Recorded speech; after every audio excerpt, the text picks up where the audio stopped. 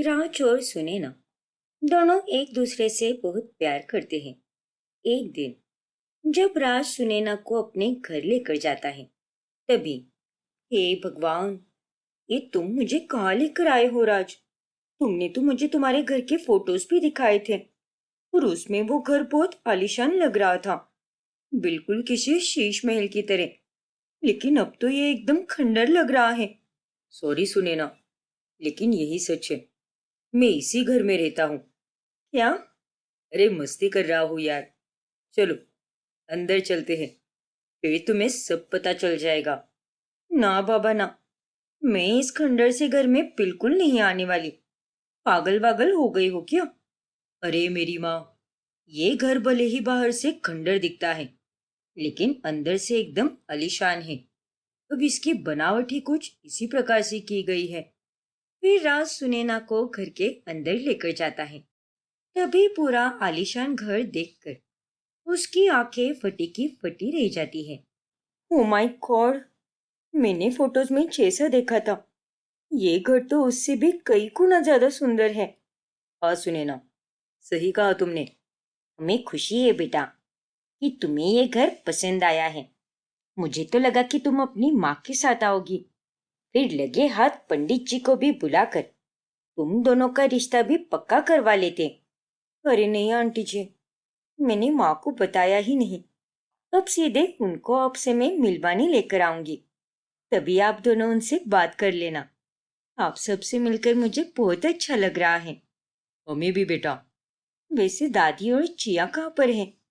वो दोनों नहीं दिख रहे हैं। वो दोनों तो शॉपिंग करने गई है। दरअसल दादी को आज थोड़ा मॉल वगैरह घूमने का बहुत मन कर रहा था, इसीलिए वो दोनों बॉडीगार्ड के साथ गए हैं। बॉडीगार्ड्स? सच में? हाँ सुने ना, वो जब भी बाहर जाती है तभी उनके साथ बॉडीगार्ड्स रहते हैं, ताकि हमें उनकी सुरक्षा की कोई चिंता ना रह सके। चलो अच्छी बात है। अरे वाह सुनैना, तेरी तो वाकई में लॉटरी लग गई। इतने सुंदर और आलीशान घर की बहू बनने जा रही है तू। लेकिन एक सेकेंड, ये घर अंदर से इतना सुंदर है तो बाहर से किसी खंडर से क्यों लग रहा है? अब इसका जवाब तो तुम्हें माँ पापा ही दे पाएंगे। बताइए ना माँ जी पापा जी, आखिर क्या बात है? आप लोगों को बाहर का एरिया सच में बदल देना चाहिए। आने जाने वाले लोग हमारे घर को देखकर एकदम दंग रह जाते हैं। फिर वो खंडर जैसा इसलिए है क्योंकि हम लोग अंदर से खुश रहना चाहते हैं। हम बाहरी दिखावे में विश्वास नहीं रखते और ना ही उसका समर्थन करते हैं। क्या?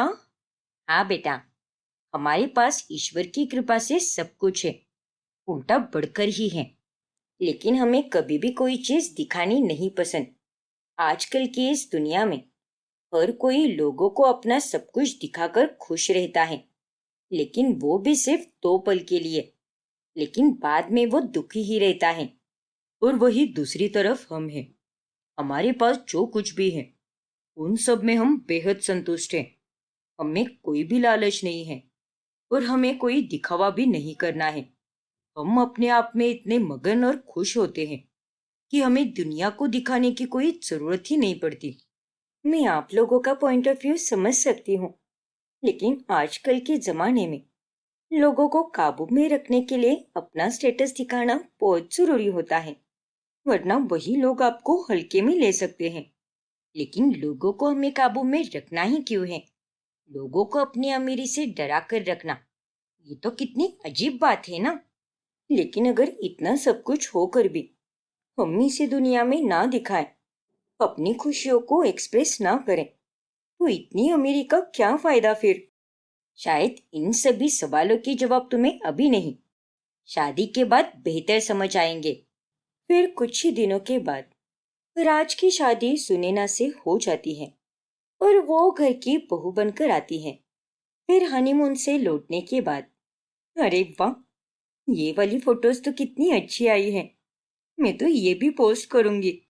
बाप रे, तुम पागल हो गई हो क्या सुनैना? तुमने खींचे हुए सारे फोटोज पोस्ट किए हैं, और तो और तुमने इन्हीं फोटोज की स्टोरीज भी रखी थी इंस्टाग्राम पर। तो फिर इतना सब कुछ दिखाने की क्या जरूरत है? क्या जरूरत है मतलब? उल्टा ये सब तो मेन है। अगर मैं दुनिया को दिखाऊंगी नहीं कि मैं कहाँ कहाँ जाकर आई हूँ, तो उसके बिना तो मेरी ये पूरी ट्रिप अधूरी रह जाएगी। अब देखो, हम इस म्यूजियम में गए, फिर उसके बाद इस 5 स्टार होटल में, जहाँ पर सिर्फ रईस लोग ही जा सकते हैं। और अगर ये सब मैं अपनी सहेलियों को नहीं दिखाऊंगी, तो वो लोग मुझ पर यकीन कैसे करेंगे कि मेरी शादी वाकई में एक बड़े अमीर खानदान में हुई है। ओह गॉड, तुम तो बस अपना सर ही पकड़े रहो। लेकिन मैं तो सारे फोटोज पोस्ट करूंगी। ऐसे ही एक रोज, अरे मनमोहन बेटा, गांव में नया मंदिर बन रहा है, तो तूने उसके लिए अपनी तरफ से दान किया या नहीं? हाँ माँ, आपके बोलने से पहले ही मैं दान दे चुका हूँ, वो भी पूरे 3 लाख रुपए। अरे वाह, बहुत खूब बेटा। गांव में मंदिर बनेगा तो कितना अच्छा लगेगा। इस भव्य मंदिर को देखने के लिए हर कोई बहुत उत्सुक है। वाह, पूरे 3 लाख रुपए, वो भी केवल दान में। पापा जी, आपका तो गांव वालों ने मिलकर सत्कार करना चाहिए। उल्टा मैं तो ये कहती हूँ कि आपका मंदिर के बाहर ही बैनर बनवा देना चाहिए। क्यों दादी जी, सही कहा ना मैंने? नहीं बेटा, तू गलत कह रही है। लेकिन कैसे दादी जी? देख बेटा, हमने आज तक कई सारे दान किए हैं, वो भी केवल 3 लाख के ही नहीं, उससे भी तिगुना चौगुना ज्यादा किए हैं। लेकिन ये बात हमने किसी को भी नहीं बताई, सिवाय घर वालों के। लेकिन क्यों माँ जी? अगर दान करके किसी को बताया ही नहीं, तो फिर उस दान करने का क्या फायदा होगा? सुने ना बेटा, दान करना एक अच्छा काम है, जो हमारे जीवन में खुशियां लाने के लिए किया जाता है। इसका कोई फायदा या नुकसान नहीं होता, और ये तो दिल से किया जाता है। और वो कहते हैं ना कि दान हमेशा गुप्त तौर पर ही किया जाना चाहिए, ताकि उसका अच्छा फल मिले। पता नहीं आप सब लोग इतने ख्यालात वाले कैसे हो। ठीक है, अगर आप कह रहे हो कि आप लोगों को दान करके मन की शांति मिलती है, और आपके अच्छे कर्मों के अकाउंट में और अच्छे कर्म ऐड हो जाते हैं, इसीलिए आप लोगों को इन सब का दिखावा नहीं करते। लेकिन अगर एक पॉजिटिव साइड से देखा जाए, तो हम लोगों को अपना दान पुण्य का उदाहरण देकर उन्हें भी दान पुण्य करने के लिए प्रोत्साहित कर सकते हैं, ताकि लोग हमारा देखकर वो भी थोड़ा सा ही सही, पर दान तो कर सकेंगे। तुम्हारा ये विचार काफी अच्छा है बेटा, लेकिन फिर भी हमें किसी के लिए कोई उदाहरण नहीं बनना। इस दुनिया में और ढेरों उदाहरण पड़े हुए हैं, और हम अपनी जिंदगी में कुपदान करके बहुत खुश हैं। और तुम भी इसी को अपना लो। ये शोबाजी में कुछ भी नहीं रखा, सच बता रही हूँ बेटा। मुझसे तो नाच ही जाएगी ऐसी गुप्त जिंदगी। मैं तो अपने हिसाब से ही जीऊंगी, फिर चाहे कुछ भी हो जाए। ऐसे ही एक दिन, जब घर पर सुनैना की सहेली डिम्पल आती है, तभी, अरे वाह, क्या ससुराल है तेरा। अरे ये तो किसी बॉलीवुड फिल्म के रॉयल मेंशन की तरह लग रहा है। तेरी लाइफ तो सेट हो गई यार। हाँ डिम्पल, बिल्कुल सही कहा तूने। अब क्या करें, हर कोई मेरे जितना नसीब लेकर थोड़ी ना पैदा होता है। किसे पता था कि मैं यूं ही किसी दिन कॉलेज के अमीर लड़के से टकराऊंगी, फिर प्यार में पड़कर उसी से शादी भी कर लूंगी। मुझे तो ये लगा था कि मेरी शादी के बाद मुझे मायके से भी बदतर ससुराल मिलेगा। लेकिन हकीकत देख, मुझे तो एकदम स्वर्ग जैसा ससुराल मिला है, जहाँ पर मुझे किसी भी चीज की कोई कमी नहीं है। सही है यार, क्या थी तू, और अब क्या बन गई है। लगता है अब तो तू नाइट सूट भी एकदम ब्रांडेड लेती होगी। ऑब्वियसली यार, अब सादे सिंपल कपड़े में थोड़ी ना पहनूंगी। उतने में वहां पर मालविका आती है, और डिम्पल उनसे बातें करने लगती है। अरे नहीं आंटी, बस बहुत हो गया। अरे बेटा, पेट भर कर खाओ ना, ये घर भी तो तुम्हारा ही घर है ना। आप कितनी डाउन टू अर्थ हो आंटी। आपकी बातें सुनकर लगता ही नहीं कि आप इस बड़े से आलीशान बंगले की मालकिन हो। शुक्रिया बेटा। वैसे आपकी साड़ी तो बहुत ही सुंदर है। ये तो बहुत महंगी होगी ना? इसका टेक्सचर देखकर ही लग रहा है। अरे नहीं बेटा, एकदम मामूली सी है, इतनी भी कोई महंगी नहीं है। अरे मामूली नहीं है, ये तो बहुत महंगी साड़ी है डिम्पल।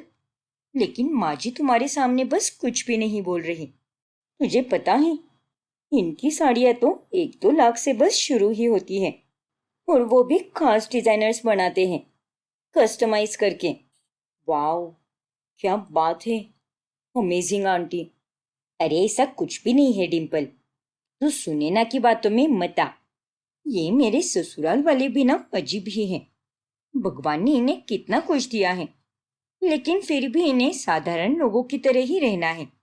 कितनी सारी शानो शौकत है, लेकिन फिर भी ये लोग एंजॉय भी नहीं कर पाते। अरे कोई बात नहीं सुनैना, सबकी अपनी अपनी सोच होती है, और मुझे तो ऐसी सोच वाले लोग बहुत पसंद है, जो दिखावे में कम और खुद की खुशी पर ज्यादा ध्यान देते हैं। अब हर कोई तेरी तरह थोड़ी ना होता है। मस्ती कर रही हूँ, हाँ, चिढ़ मत जाना अब।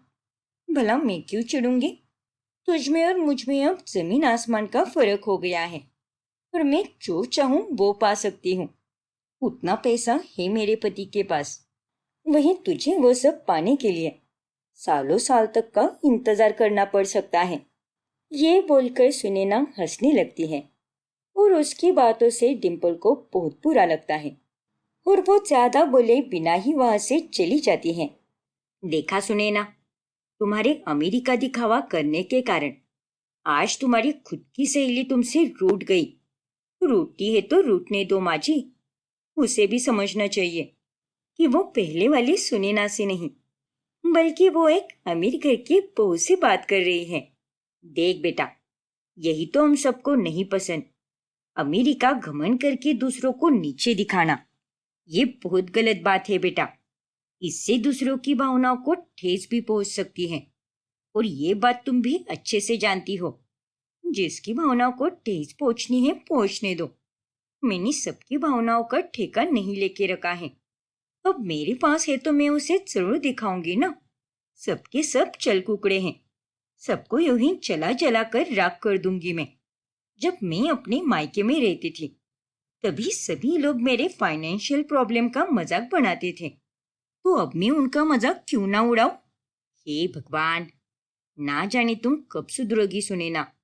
दिन गुजरते जाते हैं, और ससुराल की ये अमीरी मानो सुनैना के सर पर चढ़ जाती है। अरे भाभी, ये आपने क्या कर दिया?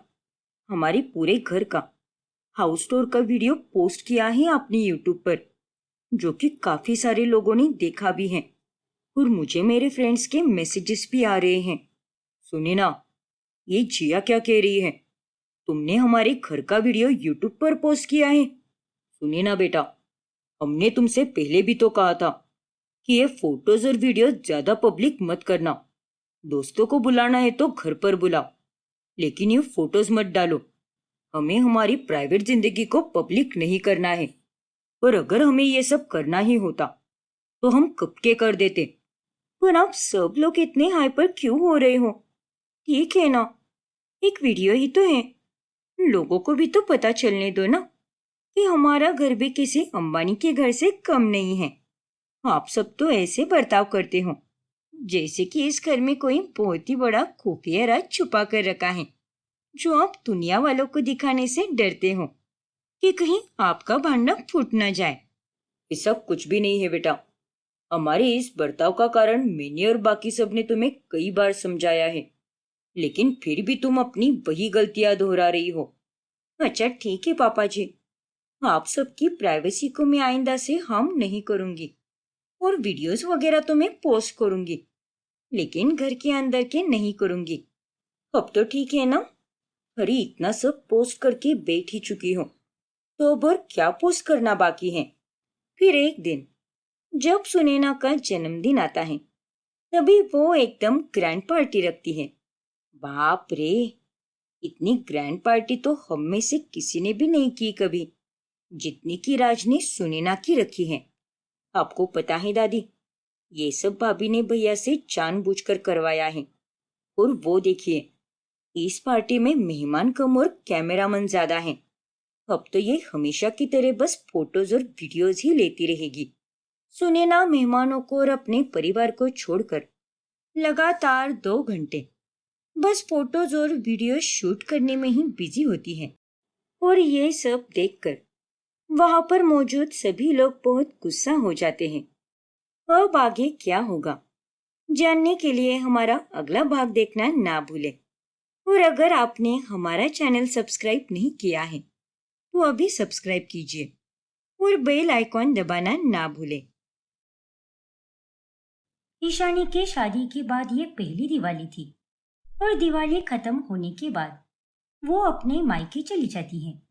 ये देखो माँ, मैंने आपके लिए एक दिवाली की मिठाई और पकवान लाए हैं और ये आप सबके लिए तोहफे भी। अरे क्या जरूरत थी अभी आने की?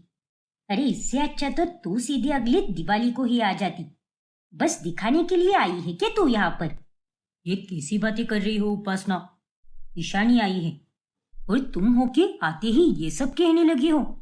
तुम बीच में मत बोलो परिमल। अरे शादी के बाद इसकी ससुराल में पहली दिवाली थी, लेकिन इसका मतलब ये थोड़ी ना होता है ये दिवाली की रात अपने मायके में आए ही ना। अरे इसे यहाँ पर हमसे मिलने तो आना चाहिए था ना। अरे क्या माँ, आप भी, मैंने आपसे फोन पर कहा तो था ना कि पापा जी की तबीयत खराब हो गई थी, इसलिए मैं घर के बाहर नहीं निकल पाऊंगी।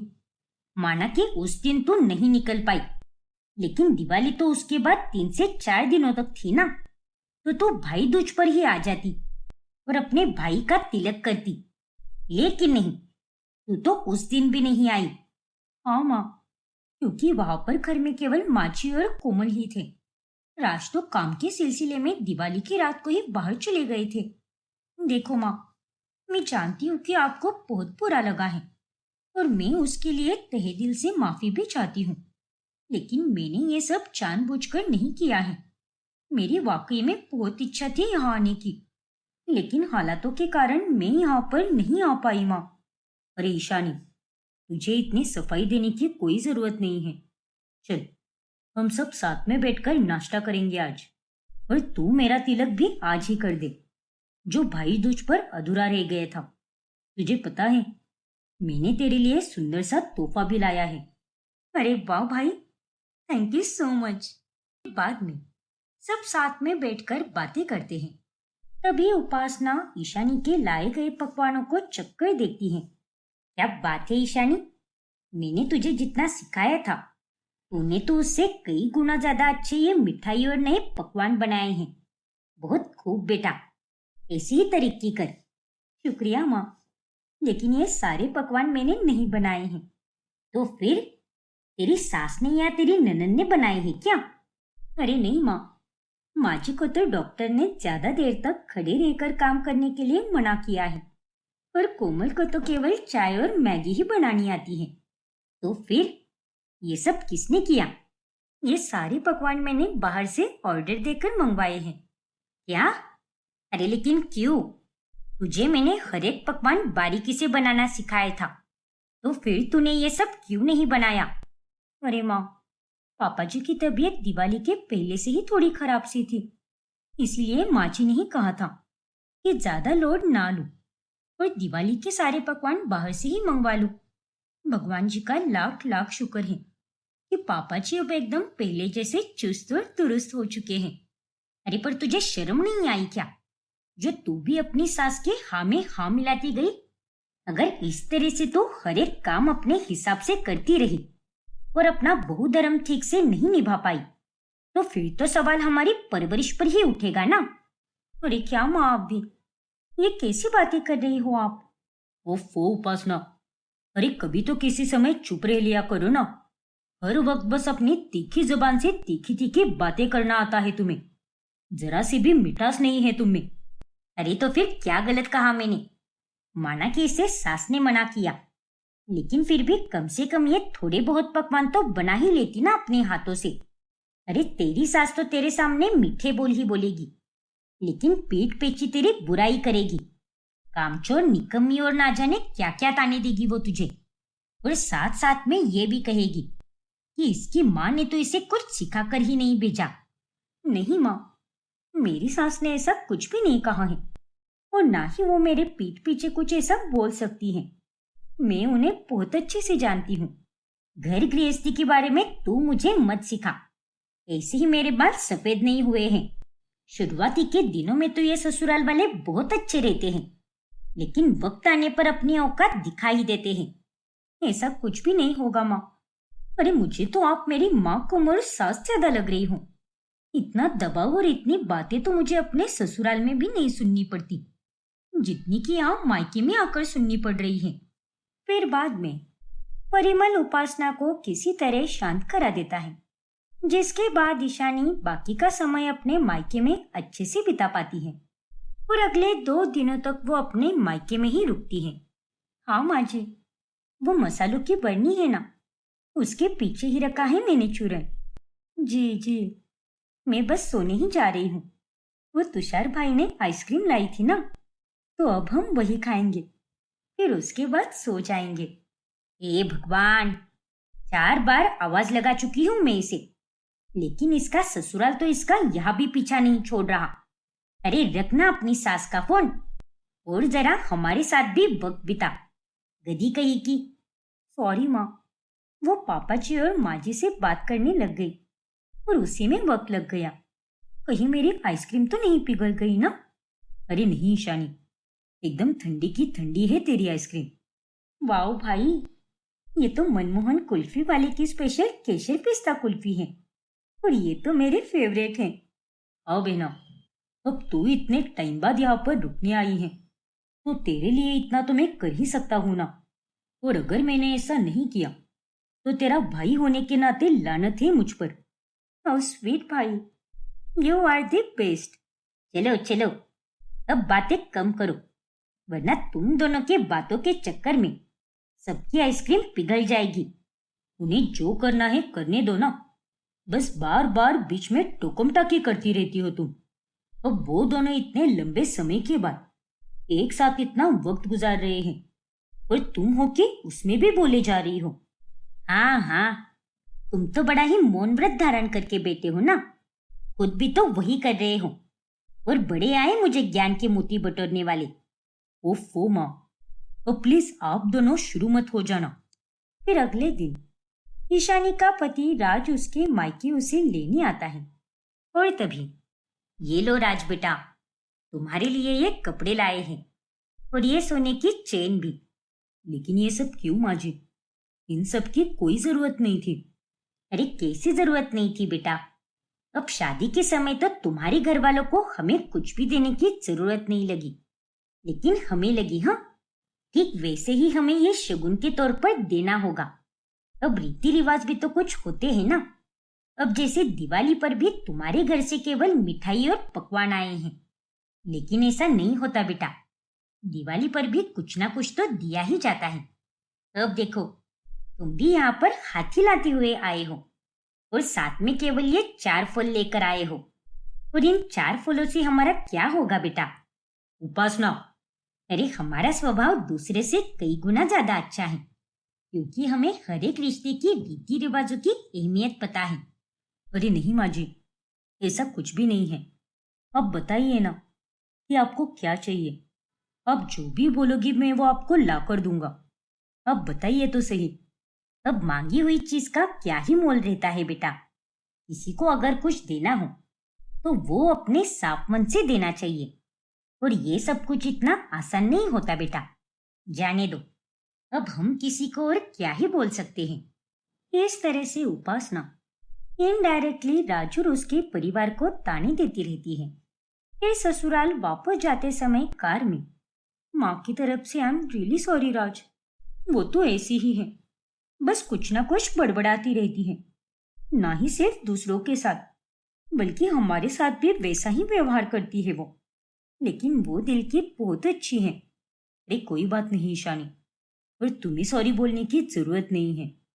मैं उनका स्वभाव अच्छे से जानता हूँ एंड इट्स कम्प्लीटली फाइन। मैं कितनी लकी हूँ राज, जो मुझे तुम जैसा इतना समझदार पति मिला और इतना प्यार करने वाला ससुराल मिला है। नजर ना लगे इसी किसी की। वो तो है ईशानी, और हम भी तुम्हें अपनी लाइफ में पाकर बहुत लकी फील करते हैं। और तुम्हें पता है, तुम्हारे बगैर घर घर लगता ही नहीं। इसीलिए मैं आज बहुत खुश हूँ जो तुम अब वापस आ रही हो। हाउ स्वीट राज। ऐसे ही एक रात ईशानी टेबल पर ढेर सारे नए नाइट सूट देखती है। वाह, ये सारे नाइट सूट कितने क्यूट और प्रिटी हैं और काफी महंगे भी लग रहे हैं। लगता है राज ने मेरे लिए ही मंगवाए हैं इसे। सच में वो मेरी कितनी फिक्र करता है। आज तो मैं इन्हीं में से एक पहन लेती हूँ। लेकिन कौन सा पहनूं मैं? हाँ, ये लाल वाला बहुत मस्त लगेगा। फिर ईशानी वो लाल नाइट सूट पहनकर हॉल में आती है और तभी ननन कोमल उसे देखकर हैरान हो जाती है। ओह नो, मैंने इसे पूरे घर में ढूंढा और ये नाइट सूट आपके पास है। लेकिन इसे कैसे हुआ भाभी? मतलब मैं कुछ समझी नहीं कोमल। क्या वो सारे नाइट सूट तुम्हारे थे? हाँ भाभी, डिलीवरी बॉय ने कहा था मुझे कि उसने वो सारे नाइट सूट डिलीवर कर दिए हैं और मैं हूँ कि कब से उन्हें पूरे घर में इधर उधर ढूंढ रही थी, लेकिन ये तो आपके पास निकले। I am so so sorry Komal. मैं अभी 2 मिनट में ये निकाल कर तुम्हें दे देती हूँ और बाकी के भी नाइट सूट वैसे ही रखे हैं तो वो भी वापस देती हूँ मैं तुम्हें। मैंने तो बस ये लाल वाला ही पहनने के लिए निकाला था, लेकिन तुम चिंता मत करो, मैं इसे भी तुम्हें वापस लौटा देती हूँ। ओह ओ भाभी, ये आप कैसी बातें कर रही हो? पागल पागल हो गई हो क्या आप? अब जब आपको ये सारे नाइट सूट इतने पसंद आ ही गए हैं तो आप इसे अपने पास ही रखिए। पर कोमल। नहीं भाभी, मैं आपके चेहरे से साफ साफ देख पा रही हूँ कि आपको ये सारे नाइट सूट कितने पसंद आए हैं। इसीलिए अब ये सब आपके हुए और आप मेरी चिंता मत कीजिए, मैं अपने लिए और मंगवा लूंगी। अरे नहीं कोमल, प्लीज ऐसा मत करो। खामोखा फिर से पैसे वेस्ट मत करो। मेरे पास तो ऑलरेडी ढेर सारे नाइट सूट पड़े हुए हैं, इसीलिए अब मुझे इनकी कोई जरूरत नहीं है। इसीलिए प्लीज कोमल, वो सारी नाइट सूट वापस ले लो तुम। लेकिन भाभी, आपके नाइट सूट पुराने भी तो हो चुके हैं ना, और आप चिल करो, मुझे कोई दिक्कत नहीं है। और आप ये सारे नाइट सूट रख लीजिए, यही मेरी रिक्वेस्ट है और मैं सच में अपने लिए नए नाइट सूट मंगवा दूंगी। अरे यार, तुम तो मान ही नहीं रही। थैंक्स अ लॉट कोमल। सच में यहाँ आने पर मुझे ससुराल वाली फीलिंग आती ही नहीं। बिल्कुल ऐसा ही लगता है जैसे कि ये मेरा दूसरा मायका ही है। इनफैक्ट मायके से भी ज्यादा अच्छा तो मुझे यहीं पर लगता है, क्योंकि आप सभी लोग मुझसे इतना प्यार जो करते हो। ओ, अब इतनी रात गई मुझे इमोशनल मत कीजिए भाभी, वरना मैं रो दूंगी। दोनों एक दूसरे के गले लगती हैं और तभी वहां पर सास ससुर वृंदा और महेंद्र आते हैं। लेकिन जो भी हो, तुमने एकदम सही समझा है ईशानी। अरे माँ जी पापा जी, आप तो ना सोई नहीं अभी तक?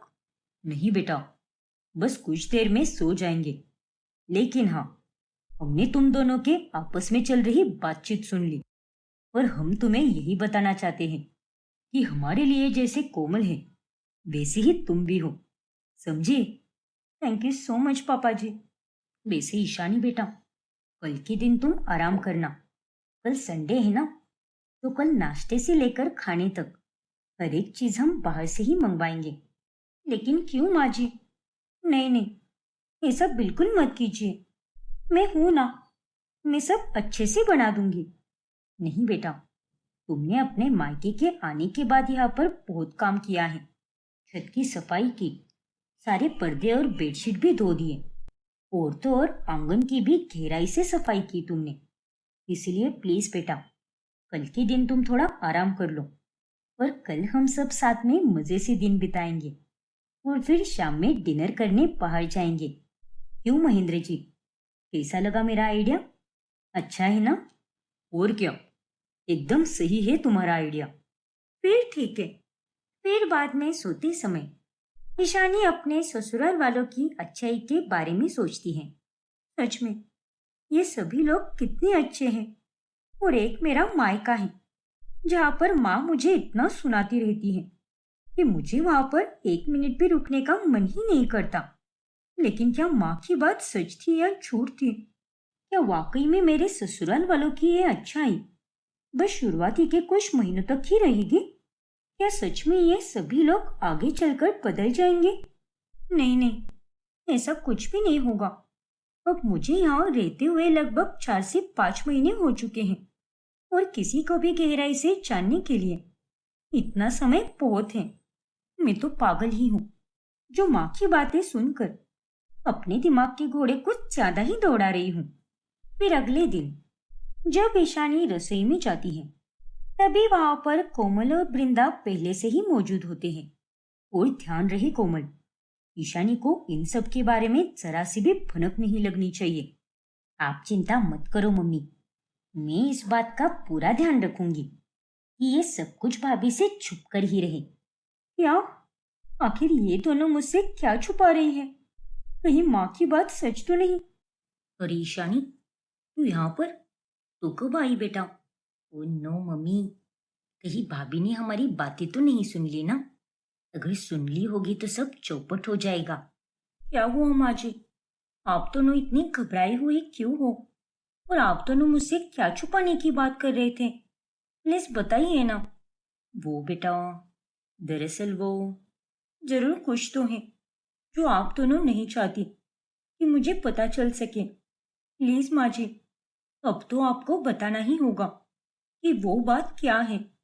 आपको वो सब बाद में पता चलेगा भाभी, इसीलिए अभी आप इतना स्ट्रेस मत लीजिए और आराम कीजिए। चलो माँ। लेकिन कोमल, कोमल वृंदा को वहां से लेकर जाती है और ईशानी बस सोच में ही रह जाती है। फिर उसी रात 12 बजे ईशानी को उसके ससुराल वालों की तरफ से एक प्यारा सा सरप्राइज मिलता है। Happy birthday Ishani. हे भगवान, तो आप सभी लोग ये छुपा रहे थे क्या मुझसे? हाँ बेटा, मैं भी कितनी बुद्धू हूँ, कामकाज में इतनी व्यस्त हो गई कि मुझे खुद का बर्थडे तक याद नहीं रहा। Thank you so much. आप सब ने मेरे लिए कितना क्यूट सरप्राइज प्लान किया। अरे भाभी, ये सारा आइडिया तो राज भाई का था। Oh, how sweet Raj, thanks a lot. You are most welcome मेरी बीवी साहिबा। चलिए अब जल्दी से अपनी विश मांगकर केक काटिए। तुम्हें पता है, ये केक मैंने अपने हाथों से बनाया है, चॉकलेट ट्रफल, जो तुम्हें बेहद पसंद है। अरे हाँ, क्या तुम भी राज आज के दिन ही मुझे रुलाओगे क्या? अरे भाभी, अभी तो आपका बर्थडे बस शुरू हुआ है और ये आपका ससुराल में पहला बर्थडे है और हम इसे यादगार तो बनाकर ही रहेंगे। हाँ बेटा, और आज शाम को भी हमने तुम्हारे लिए पार्टी रखी है। एकदम धूमधाम से मनेगा तुम्हारा इस बार का जन्मदिन। ईशानी की खुशी का कोई ठिकाना ही नहीं रहता। फिर अगले दिन पार्टी के समय उसके मायके वाले भी ससुराल आते हैं। अरे, ये सब क्या है? मुझे लगा कि पार्टी है तो यहाँ पर एकदम पार्टी जैसा माहौल होगा, लेकिन यहाँ पर तो डेकोरेशन एकदम फीका फीका सा किया है। अब 4 गुब्बारे और 2 चमकीले कागज लगाने से क्या होता है राज बेटा? ऐसा नहीं है माँ जी, हमने तो नामांकित डेकोरेटर को बुलाकर ही ये डेकोरेशन किया है। इनफैक्ट सबने काफी तारीफ भी की है इस डेकोरेशन की। शायद आपकी पसंद कुछ और ही है और इसीलिए आपको ये डेकोरेशन इतना अच्छा नहीं लग रहा। बात पसंद नापसंद की नहीं है बेटा। जिस तरह से तुम लोगों ने हवा किया था कि ससुराल में इसका पहला बर्थडे है, उस हिसाब से मैं यहाँ पर काफी उम्मीदें लेकर आई थी। इससे पहले ईशानी का कोई भी बर्थडे इतना फीका नहीं रहा है जितना कि इस बार लग रहा है। हे भगवान, क्या होगा इस औरत का? जिधर जाओ उधर शुरू हो जाती है ये। इसे तो यहाँ पर लाना ही नहीं चाहिए था। अरे माँ, ये कोई डेकोरेशन का कॉन्टेस्ट नहीं है जो आप यहाँ पर आकर जज करो। अब ये पार्टी चाहे फीकी हो या आपकी तरह तीखी हो, लेकिन मेरे ससुराल के सभी सदस्यों ने अपना कीमती समय निकालकर पूरे दिल से मेरे लिए ये सब किया है और इससे बढ़कर और कुछ भी नहीं है मेरे लिए। ये डिजर्ट खाइए और तभी जाकर आपका ये मुंह मीठा रहेगा। देखा ना तुमने परिमल, ये नालायक कैसे जबान चला रही है। एकदम सही किया ईशानी ने। अरे तुम जरा माहौल देखकर तो बात किया करो, कहीं पर भी शुरू हो जाती हो, बस तीखी जबान से तीखी तीखी बातें करती रहती हो। अरे इसके सिवा तुम्हें कुछ आता भी है क्या? तो अब क्या 24 घंटे अपनी जुबान पर गुलकंद रख कर फिरूं क्या? वो रखने के बाद भी कोई फर्क नहीं पड़ेगा, क्योंकि तुम कभी नहीं सुधरने वाली। और ये कहते हुए तो मुझे बहुत ही अफसोस हो रहा है। क्या कहा? इतना कहकर परिमल वहां से निकल जाता है। पार्टी में सभी एक दूसरे से बात करने में लगे होते हैं, लेकिन उपासना को कोई भी इतनी इम्पोर्टेंस देता ही नहीं। कितने घमंडी लोग हैं ये सब। और इस वृंदा और उसके लुखे पति महेंद्र को तो देखो, यहाँ अपनी समधन को मान सम्मान देने की जगह पर दूसरे मेहमानों संग मिलजुल रहे हैं। जाने दो, मैं तो अब इस पार्टी में रुकूंगी ही नहीं। फिर उपासना उस पार्टी से जाने लगती है। उतने में कोमल वहां आकर उन्हें रोकने लगती है। अरे उपासना आंटी, आप कहाँ पर जा रही हो? और वो भी एकदम ऐसे एंग्री बर्ड बनकर। क्या हुआ है? सब ठीक तो है ना? नहीं, मेरी तबीयत खराब हो रही है, इसलिए मैं घर जाकर आराम करना चाहती हूँ। तो आप ऊपर के कमरे में आराम कीजिए ना, मैं आपको दवाई दे देती हूँ। पर please aunty ji, you party छोड़कर मत जाइए। भाभी का आज बहुत ही स्पेशल दिन है, और आप अगर यहाँ पर रुकी रहोगी तो उन्हें बहुत अच्छा लगेगा। और तो और मम्मी डैडी भी बहुत खुश होंगे आप पर। अरे तुम्हारे अकड़ू मम्मी डैडी को दूसरे मेहमानों से फुर्सत मिलेगी, तब जाकर वो मुझसे बात कर पाएंगे ना। खैर, मेरे पास इतना फालतू का समय नहीं है, इसलिए मैं जा रही हूँ। अरे पर आंटी जी, रुकिए तो, बड़ी ही अजीब औरत है। इनके चेहरे पर तो मैंने आज तक कभी स्माइल भी नहीं देखी। शायद से पैदाइशी एंग्री बर्ड है ये। फिर पार्टी के अगले दिन, अरे ईशानी बेटा, कल समधन जी बीच पार्टी में ही कहाँ चली गई थी? मैंने उन्हें बाद में कई बार कॉल किया, लेकिन उन्होंने मेरे कॉल का कोई जवाब नहीं दिया। वो माँ जी, कोमल कह रही थी कि माँ की तबीयत अचानक से खराब हो रही थी, इसलिए वो घर पर आराम करने चली गई। अरे बाप रे, तो तुमने उनसे बात की या नहीं? और अब उनकी तबीयत कैसी है? सुधार तो है ना? उन्होंने तो मेरा भी कॉल रिसीव नहीं किया। फिर मैंने पापा को कॉल किया तो उन्होंने कहा कि माँ की तबीयत बिल्कुल ठीक है। कल पार्टी थी ना, इसलिए मैंने आप लोगों को सारी बातें नहीं बताई। दरअसल मुझे ये लगता है कि उपासना आंटी बीच पार्टी से इसीलिए नहीं गई थी क्योंकि उनकी तबीयत खराब थी, बल्कि वो तो इसीलिए गई थी क्योंकि आपने और डैडी ने उनसे बात ही नहीं की। क्यों? हाँ माँ, उन्होंने तो ये भी कहा कि तुम्हारे अकड़ू मम्मी डैडी को दूसरे मेहमानों से फुर्सत मिलेगी, तब जाकर वो मुझसे बात करेंगे ना, और इसीलिए वो वहां से चली गई। हे भगवान, तब तो ये बहुत ही बड़ी गलतफहमी हो गई बेटा, क्योंकि मैंने और महेंद्र जी ने उन्हें 2 से 3 बार ढूंढा, लेकिन वो तो हमें कहीं मिली ही नहीं। ये माँ भी ना, आई एम रियली सॉरी माँ जी। मेरी माँ ने आपके और पापा जी के लिए गलत शब्द इस्तेमाल किए, जो कि उन्हें नहीं करने चाहिए थे। कोई बात नहीं बेटा, और तुम क्यों माफी मांग रही हो? गलतफहमी ही तो हुई है ना, तो वो दूर भी हो जाएगी। मैं आज ही समदन जी के पास जाऊंगी और उनसे अच्छे से बात करूंगी, क्योंकि वो तो अब फोन उठाने से रही। रहने दीजिए ना माँ जी, आपके पैरों में पहले से ही काफी दर्द हो रहा है, और ऐसे में आप खामखा क्यों दिक्कत ले रही हो? नहीं बेटा, मेरे पैर इतने भी दर्द नहीं कर रहे हैं, इसलिए मैं उनसे मिलने जरूर जाऊंगी। फिर वृंदा उपासना से मिलने जाती है और वो उसे पूरी बात समझाती है। रहने दीजिए वृंदा बहन, अरे इस तरह से कोई किसी के साथ पेश नहीं आता है। एक तो मैं पहले ही किसी के यहाँ जल्दी नहीं जाती हूँ, क्योंकि मेरे पास इतना फालतू का समय रहता ही नहीं। अरे वो तो मेरी बेटी का जन्मदिन था और इसलिए मैं वहां पर आई थी, पर मेरी कल बहुत ही अच्छी मेहमान नवाजी हुई और उसके लिए आपका बहुत शुक्रिया। अरे नहीं समधन जी, आप सच में गलत समझ रही हो। महेंद्र जी और मैं वाकई में आपको ढूंढ रहे थे, और आपके जाने के बाद तो हमने आपको कई बार कॉल किए, लेकिन आपने उनका कोई जवाब नहीं दिया, और आपने खुद से ही ये अनुमान भी लगा लिया कि हमने आपको देखा ही नहीं, और आप वहां से चली आई। कम से कम आप खुद से तो हमसे मिल ही लेती ना। अरे मैं आपके घर आई थी या फिर आप मेरे घर आई थी? दूसरे मेहमान ज्यादा जरूरी थे या आपकी बहू के रिश्तेदार? खैर, अब आप ये माफी वगैरह मत मांगिए। जो हुआ सो हुआ, लेकिन मैं कभी कुछ नहीं भूलती। मैं आपकी मन की भावना अच्छे से समझ सकती हूँ और आप निश्चिंत रहिए। अगली बार से मैं इस बात पर पूरा ध्यान दूंगी। अरे कोई बात नहीं, मैं सबके बारे में इतना भी नहीं सोचती। मेरे जीवन में ढेर सारे काम हैं और इन छोटी मोटी चीजों के बारे में सोचने का भी समय नहीं है मेरे पास। इस तरह से उपासना वृंदा की अच्छाई का गलत फायदा उठाकर वो उसे इनडायरेक्टली बहुत कुछ सुनाती है, लेकिन वृंदा हर एक बात समझदारी से लेती है। फिर उनके जाने के बाद, अरे बस करो उपासना, अब ना तुम्हारा बहुत हो रहा है। अरे क्या जरूरत थी इतने ड्रामे की?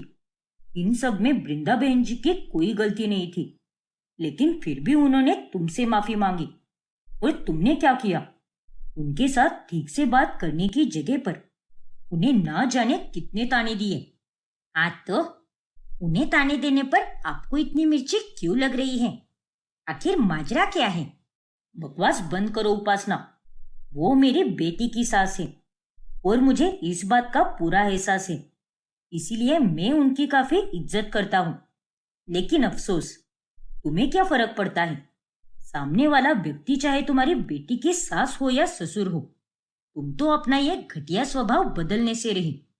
उपासना को खरी खोटी सुनाकर परिमल वहां से चला जाता है।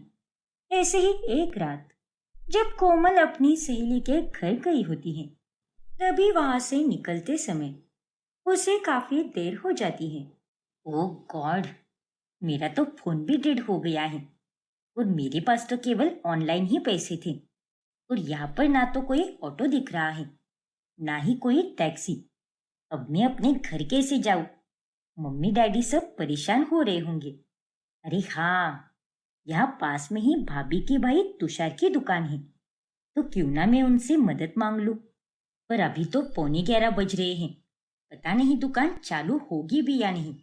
जाकर एक बार देख ही लेती हूँ। अरे कोमल, इसमें प्लीज वगैरह कहने की क्या बात है? और तुम फिक्र मत करो, मैं तुम्हें घर छोड़ दूंगा। और अच्छा हुआ कि तुम समय से आ गई, वरना अभी 5 मिनट बाद मैं दुकान बंद करने ही जा रहा था। ओ तेरी, चलो अच्छा हुआ फिर तो। हाँ कोमल, रुको, हाँ मैं कार निकालता हूँ, पार्किंग एरिया में है ना। ठीक है तुषार। फिर तुषार और कोमल दोनों एक साथ कार में निकलते हैं। तुम्हें पता है तुषार, मुझे ना तुम बड़े गुस्से वाले और सडू टाइप लग रहे थे, लेकिन तुम तो वाकई में एकदम चिल बंदे हो यार। Oh shit, I am so sorry. कहीं मैंने कुछ ज्यादा तो नहीं बोल दिया ना? अरे नहीं बाबा, इट्स फाइन। और बताओ, तुम्हारी पढ़ाई तो अब खत्म हो चुकी होगी ना, तो आगे का क्या सोचा है? अब मैं तो बस एक अच्छी सी जॉब करूंगी और अपने सपने को पूरा करूंगी। और वो सपना क्या है? एक्चुअली मुझे खुद की कंपनी खोलनी है और भी कई सारे सपने हैं मेरे। आई नो कि मैं काफी बड़ी बड़ी फेंक रही हूँ, जबकि अभी तक तो मैंने कुछ किया भी नहीं है, बट स्टिल। अरे कोई नहीं कोमल, बड़े सपने देखोगी तभी तो वो पूरे होंगे ना। हाँ, वो तो है। और तुम्हारा काम कैसे चल रहा है? और परिमल अंकल अब दुकान पर नहीं आते क्या? अरे नहीं नहीं, वो तो हमारी पुरानी दुकान पर बैठते हैं और इस नई दुकान पर मैं बैठता हूँ। ग्रेट यार, तुम्हारा ये दुकान दुकान कम और शोरूम ज्यादा लगता है मुझे। बहुत ही प्यारे कपड़े हैं तुम्हारे यहाँ पर। आऊंगी किसी दिन शॉपिंग करने, लेकिन डिस्काउंट तो दोगे ना मुझे? अरे क्या तुम भी कोमल, मैं तो तुमसे कोई पैसे भी नहीं लूंगा। अब तुम तो अपनी ही हो ना, और ये दुकान तुम्हारी ही है। जब चाहे आ जाओ और जो चाहे लेकर जाओ। अरे वाह, thank you so much Tushar. फिर तुषार कोमल को उसके घर के बाहर छोड़ देता है। Bye Komal, good night. Good night Tushar, and thank you so much. अरे इसमें कैसा थैंक यू? कहा ना मैंने, तुम अपनी ही हो। और अब थैंक यू बोलकर पराया मत करो मुझे। अच्छा बाबा ठीक है, वैसे अब हम दोनों ने नंबर शेयर कर दिए हैं एक दूसरे के साथ, तो मुझे घर पहुंचकर मैसेज कर देना। हाँ कोमल, वैसे मैं भी अंदर आ जाता और ईशानी और बाकी सबसे मिल लेता, लेकिन काफी देर हो चुकी है, इसलिए मुझे अब निकलना ही होगा। वो तो है, कोई बात नहीं, ठीक से जाना हो और घर जाकर मुझे मैसेज करना।